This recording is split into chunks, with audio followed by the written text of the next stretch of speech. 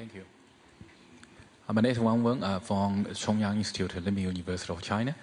I'm so glad to see you again. And my question is about Russia's China policy in the coming 4 years, as well as the future international system changes. Because we know Trump is back.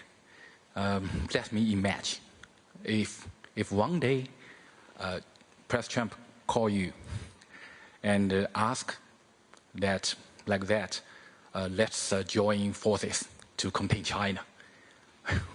What will you respond?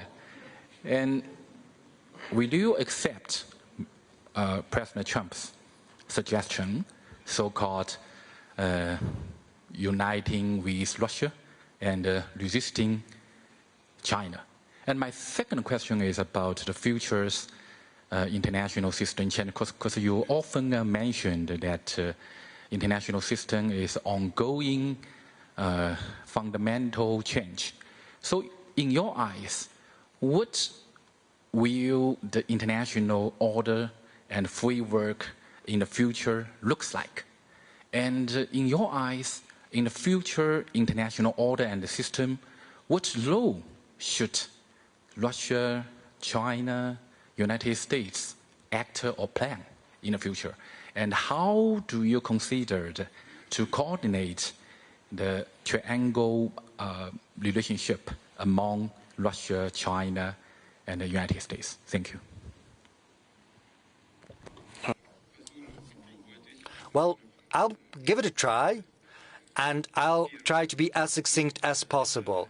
First, China and Russia are cooperating and being friends, not against anyone. Our relationship with China is not aimed at any third party, the US included. Our relation with the People's Republic of China seek to develop and create a favorable environment for ensuring the security of both our nations and peoples.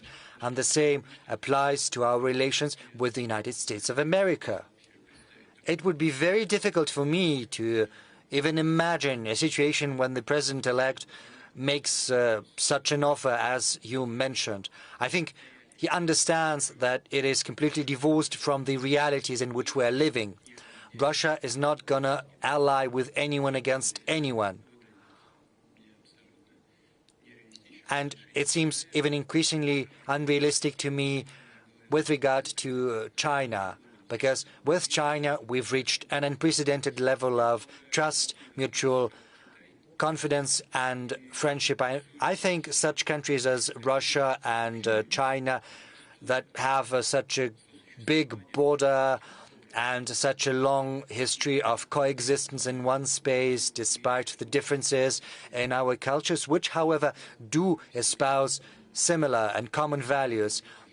I think that in itself is a great achievement, and we have to use it right now, and we have to reinforce it and pass it down to forthcoming generations. As far as the possibility for establishing our relations with the U.S. is concerned, we're open to these possibilities.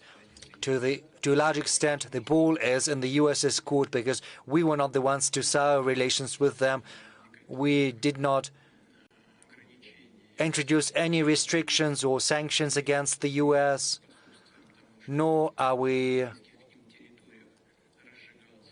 facilitating any armed conflicts in the territories in their proximity. We've never sought anything like that, and I would like to say that we've never done anything like that in practice. We do not quite see why the U.S.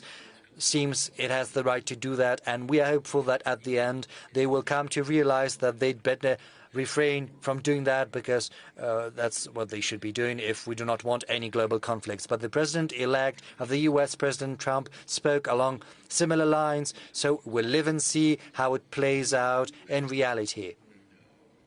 Keeping in mind, of course, that such an institution as the presidency of the U.S.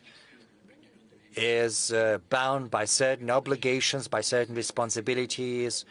The president of the U.S. is tied, to a certain extent, to those people who helped him arrive in power. You know, In the past, Jacques Chirac said, what kind of democracy can we talk about in the US? Because without a billion, if you don't have $1 billion in the pocket, you shouldn't even entertain the thought of participating in the elections, let alone participate in practice. And those people who provide those billions, they participate in building the future team. And if they delegate someone, they have a lever for exerting influence upon those people who will be part of that team.